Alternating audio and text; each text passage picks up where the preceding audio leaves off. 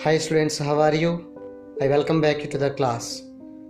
Today we are going to share our feelings in the form of drama. It's a 10th standard English subject Unit 2 Part B, The Dear Departed 2. It is continuation to The Dear Departed Part 1. So we have seen Part 1 about the characters, characterization, their role and what happened. Now, in The Dear Departed, written by Stanley Horton, the dramatist uses very literary devices to criticize basic human characteristics. He uses a mixture of dramatic irony, simultaneous speech, humor, and twist in the plot to criticize human traits. The characters in the story are two-dimensional and there is no development. That's what the greatness of Horton, which we have seen in the play. So this allows us to easily see through their character and understand their actions. So in this short play, firstly, the title is already irony. The Departed, Abel Merriweather is not one bit dear and precious to them. The only thing the sisters were interested in his property. So the title itself is an irony because the title, The Dear Departed. So the dear departed, the dear passed away. So we can observe very clearly. Amelia acted as if she sympathized with her father, because in the first part we came to know that so Abel Merriweather did not die. He came down from the stairs. After seeing Abel Merriweather, both the sisters are trying to excuse themselves in different ways.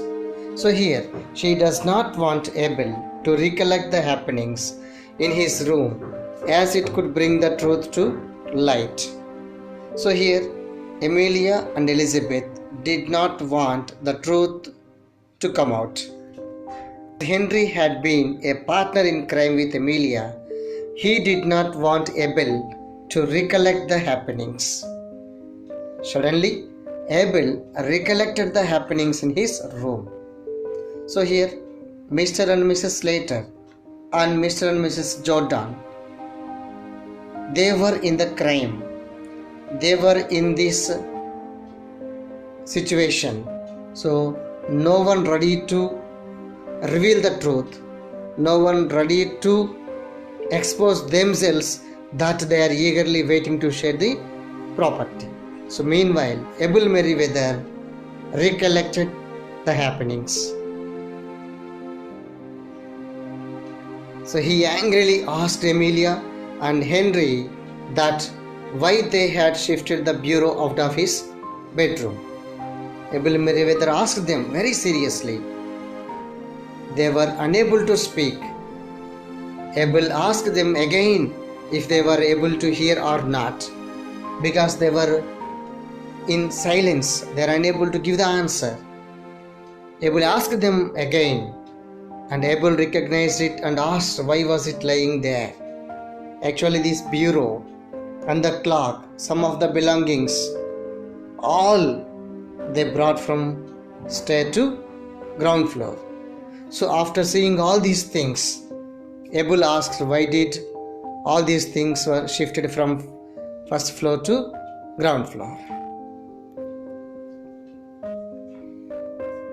He paused as the clock showed the time as 6 o'clock. Everyone looked at the clock and Abel said with anger that it was his clock. He angrily asked what had been going on in the house, as all his belongings had been shifted out of his room. So here we can see that in this slide, he has seen the clock, he has seen the bureau and other things. Then he angrily asked them why all these things were happened. So Ben feared that Abel would be so annoyed upon hearing the truth that he could kill him too. Elizabeth offered to explain what had been going on in the house. She said to her father that it was not less than a robbery. So here Ben Jordan also feared, because he too have the part in the situation. So Elizabeth offered to explain. In the same way, Amelia also committed to explain what is happening. Then father did not agree their excuses, and simply she said just it was less than a robbery. So Amelia ordered Elizabeth to keep quiet, but she would not remain quiet. She blamed Amelia for being double-faced. Elizabeth told him that Amelia and Henry had robbed him. They had stolen his clock and bureau. So here Amelia ordered her sister to be quiet, not to reveal anything. But even then, Elizabeth blamed Amelia in return because of having double-faced, two-dimensional character. She became upset and said that they tiptoed into his room like thieves. They stole his belongings after they thought he was dead. Amelia and Henry asked Elizabeth to keep quiet. Abel said that he was not dead. So now they were discussing, Amelia and Elizabeth, they were discussing, they were about to share the property. They were about to share the belongings of their father.